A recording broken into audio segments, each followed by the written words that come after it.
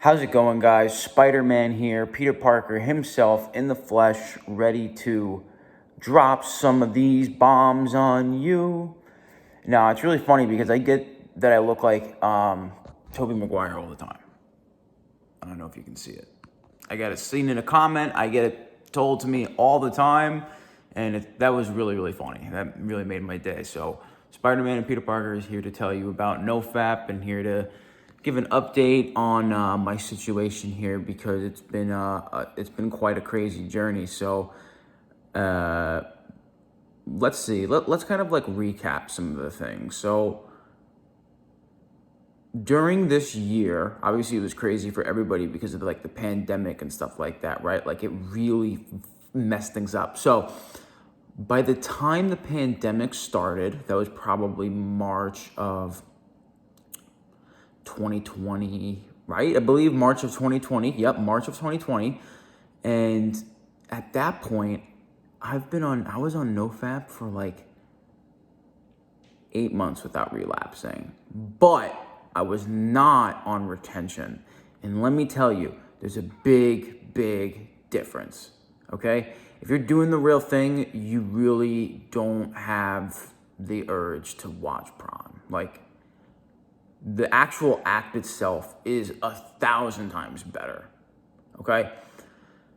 And when that is happening, it kind of creates its own addiction, right? Like you start to then have the addiction towards the intercourse rather than watching the prom, right?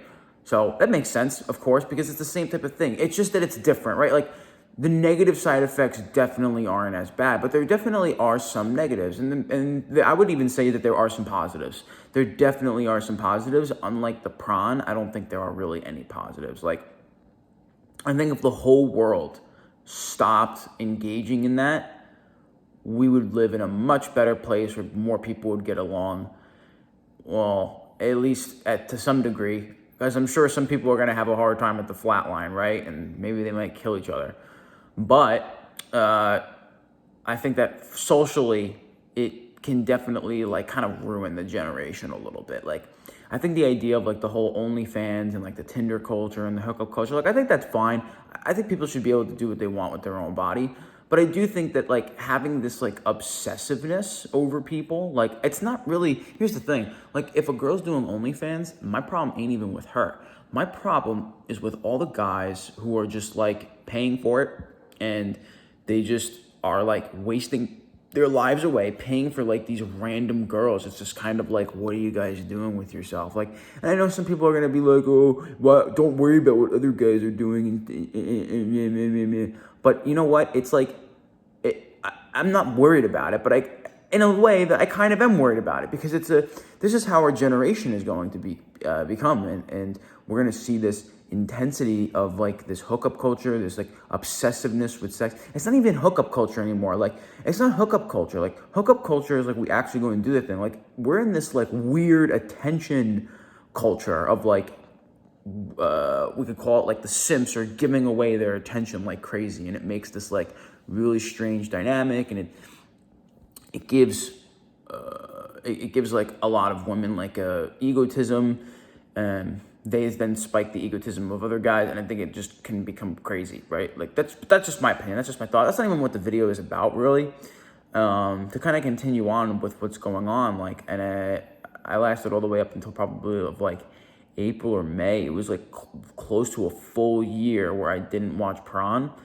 After the coronavirus, I was not getting as consistent intercourse as I was, obviously because everything was like shut down and such. So I was on the NoFap and retention for probably like 100 days I got to, and I remember it was so difficult. Like it was crazy every single day. Like I remember also too, what sucked about it was I couldn't go to the gym. I couldn't go and train, like I couldn't do like grappling, jiu-jitsu, anything like that. I couldn't get that energy out, and every day was just fucking hell on earth. But what ended up happening was during that time, I started putting my energy actually into writing a book.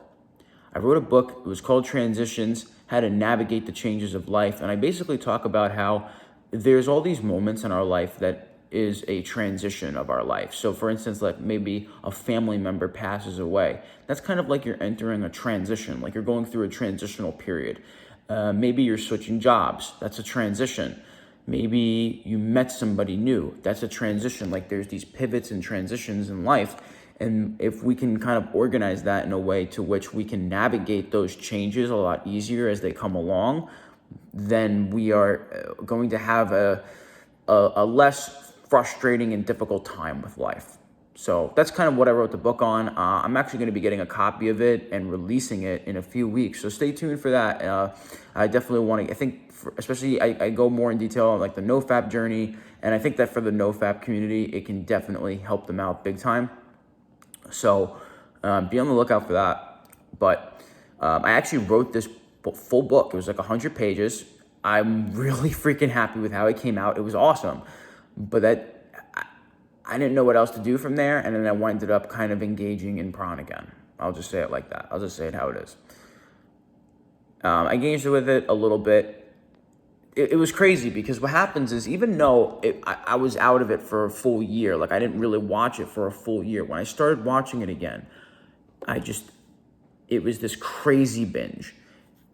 It's kind of like embarrassing.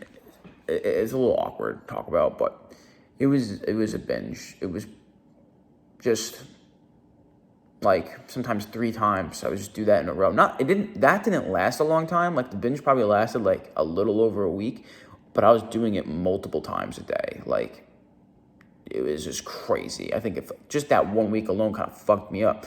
And then I basically went through this period of like, I would go 30 days and then I would relapse in September. So for a few months that happened where it was like month on NoFap, and then I came off, and then I moved, and I was like, okay, I need to be really serious about this because I cannot be engaging in this stuff. And I could tell that it fucked with my brain, like just engaging it versus like where I was a year into NoFap and where I was like a week into it. Like I could tell the difference. Like my brain got fucked up from watching the prawn. And after probably like a couple months or so, I remember I did like a jiu-jitsu competition and I did like really, really well. And then I remember I tried to like hook up with this girl and I kind of got like, it was like a blue ball situation. And I was like, oh, well, okay, well, I'm just going to relapse. And then I relapsed and then I kept relapsing and it got really bad. And then I did like 60 days again. And then I started relapsing really bad. And then, coming up to, it's May now. So probably like, I think it was probably like the end of February, beginning of March is when I then was the last time that I engaged in a relapse. But I remember, again, it became this crazy, crazy binge. And it's a very powerful hold for sure. Because kind of dealing with like the stresses and the trying to figure out my situation more and more as I move and settle down. And now, since then, it's been a little bit different. I've been really happy with the way that my mindset has been. One thing that I'm really trying to do and trying to target is basically, and I've talked about this in the other couple other videos, but it's the mindset of hypersexuality.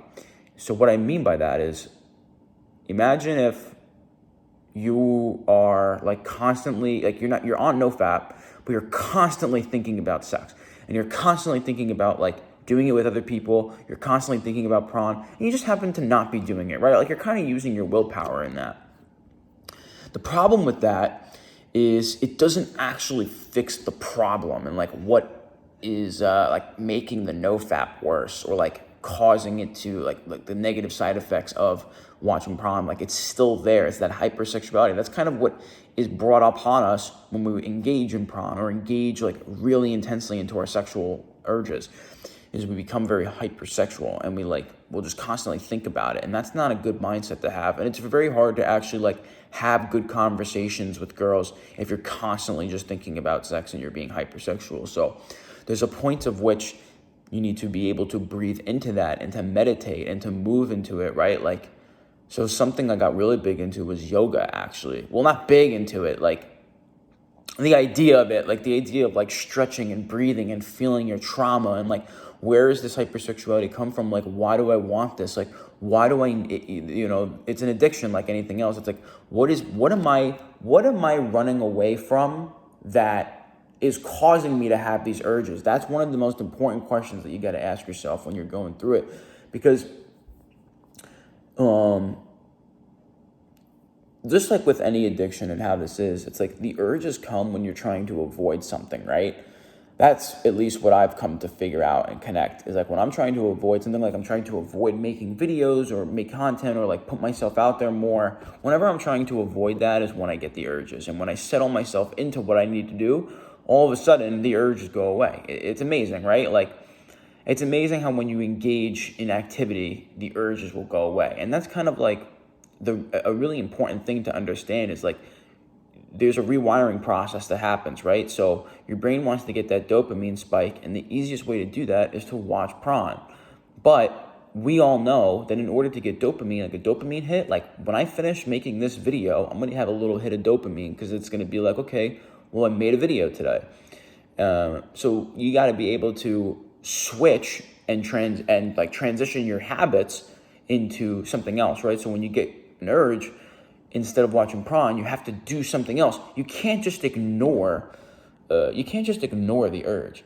You have to actually do something else to replace the habit of engaging in PMO or engaging in sexual behavior, sexual thoughts, and hypersexuality, right?